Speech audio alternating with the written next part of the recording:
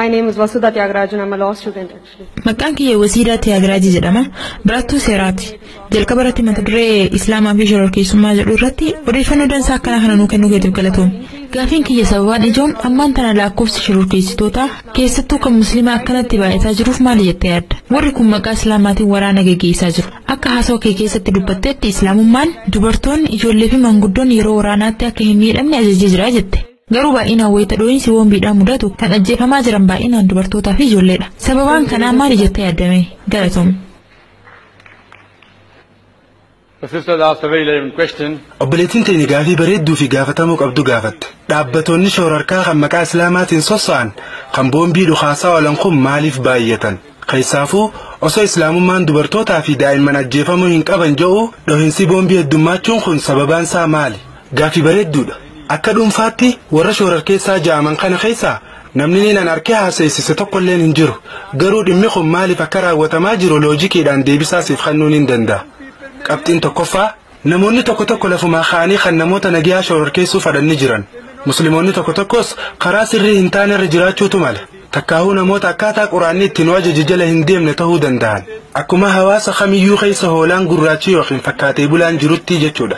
Akka seenaa addunyaatti shororkeessaan sadarkaa tokkoffaarra jiru eenyu?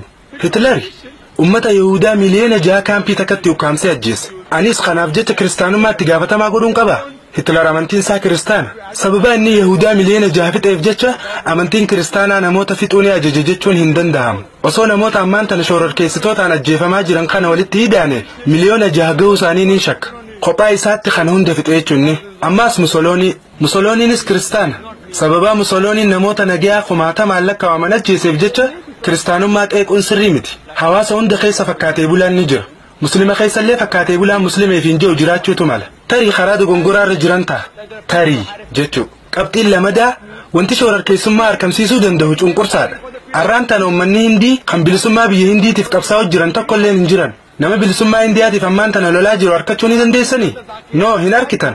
Garuu waggaa 100 dura hedduu qabna. Kanaafuu obboleessoo Zaakir maaliif waggaa 100 dura uummanni bilisummaa Indiyaatiif qabsaa'an heddummaatan yookiin maaliif namni dillisan qabsaa'an jettanii na gaafachuu ni dandeessan. Sababni isaa yeroo sanitti Ingiliz biyya teenya bulchaa waan turteef. Sababa kanaaf jecha uummanni bilisummaaf qabsaa'u ture.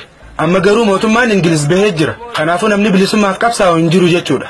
Tarii musliimoonni warri amma shororkeessummaatti seenan kun hedduu cunqurfamanii jiran ta'a. Cunqurfamuutu mala jechuudha.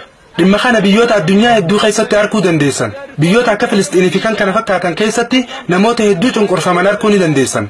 Seenaa addunyaa osoo if duuba deebitee qoratte uummanni kun akka haalaan cunqurfamee jiru hubatta. Waanjoo gabrummaa tana nama isaanirraa kaasu yoo dhaban carraa qaban hundatti fayyadamanii gabrummaa ifirraa kaasuuf tattaafatan. Akkuma macaafa qulqulluu keessatti dubbatametti Nabi Daawud dhagatti fayyadamee Jaaluut ajjeese. Namuutu akkaatuma isaaf mijaa'een sossa'aa jechuudha. Kanaafuu eenyutu qeeqamuu qaba? Numaatu qeeqamuu qaba. Wanti nuti qeeqamuu qabnuuf sababaan rakkoo tana fide maali jennee qorannee adda baafachuu dhabuu keenyaaf. Yoo gareen shororkeessaa tokko jiraate gara garee sanii deemnee sababaan isaan shororkeessummaa tanatti seenaniif maali jennee qorannee adda baasuu qabna. Haala kana qofaan rakkoo tana furuu dandeessa. Nama ajjeesuudhaan furmaanni ati fiddu takka illee hin jiru. Arra nama tokko ajjeesnaan boru nama kudhantee akka dhufu hubachuu qabda. Haala kanaan rakkoo tana furuu hin dandeessu. Wanti nuti godhuu qabnu isaanitti dhiyaannee sababaan rakkoo tanaa maali jennee gaafachuu qabna. Maaliif tooftaa akkanaa kana filattan jennee madda rakkoo tanaa baruu qabna. Akka fakkeenyaatti seenaa warra Filisxiin yoo laalle Hitler Yihuudaa miliyoona 6 fixee warreen hafan ammoo biyya Jarman keessaa ari'ee baase. Uummanni Filisxiin ammoo ahlan wa sahlan isin ilmaan adeerran keenyaati baga nagiyaan dhuftan dhihaadhaa ja'anii simatan. Dubbii tana fakkeenyaanin siif ibsa.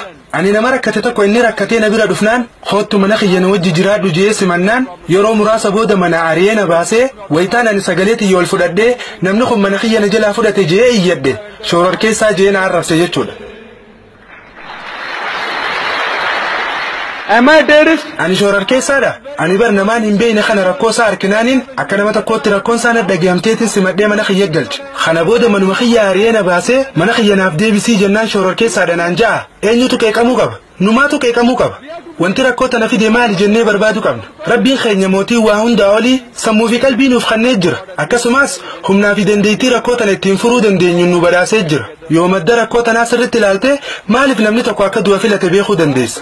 Eenyutu du'uu jaalata? mee eenyutu duufadha namni tokko akkanatti yoon taa'e anuma ajjeesanii bakkaan bilaashiddu nama tokkos fi wajjin fuudhee yoon du'e hoo jee itti seen osoo saayikoolojistii yookiin warra saayikoolojii gaafatte hundee rakkoo tanaa beekuuf warra waan kana raawwatan dubbisuu yookiin gaafachuu akka qabdu siif himan eega rakkoolee jirtu beektee booda dhugaan takka wantoota kanneen duubatti akka dhokattee jirtu hubatta dhugaan jirtu kunis cunqurfamuu ta'uu danda'a cunqurfamuu gariin usaniituma akkanumatti shororkeessaa ta'an gariinis maallaqa namarraa saamuuf jecha itti seenan gariin lafaaf gariin ammoo siyaasaaf jecha ilma namaa shororkeessan obboleettiitii waan ati jettee waliif gal garuu irra hedduu waan nadda geemu roorroo keessa jiraachuu isaaniitiin amana warra muslimaas ta'u warra hinduus ta'u warra kiristaanaatis ta'u jechuudha miidhaan takka yoo humnaa ol sittaate akkaataan itti ifirraa deebiftu jiraachuu qaba miidhaa akkamtu irratti raawwatamaa jiraa beekuu qabna tarii rakkoon isaanii keessa isaaniitti dhokattee jirti ta'a warri saayikooloojii maal jaaseete ani doktora fayyaati barumsa meedisiniitiin baradhe saayikooloojistoonni ilmi namaa waan isa mudate hunda ifirraa deebisuuf carraaqa ja'an kun uumama ilma namaati namni kutaa barnootaa keessatti quba baasuu sodaatu akkamitti qawwee baaddatee deema maaliifii jennee gaafachuu qabna kanaafuu wanti godhuu qabnu sababaan rakkoo tanaa maalii jennee gabbuunee qorachuu qabna yoo akkana goone qofa rakkoo ammaan tana gama shororkeessummaatiin nu mudachaa jirtu tana furuu dandeenya haala kanaanii warri nama nagayaa shororkeessanillee dhiisanii ilmi namaa hundi akka obboleeyyaniitti wajjin jiraachuu danda'a akkasitti nutis karaa nagayaatiin waliin jiraachuu dandeenya jechuudha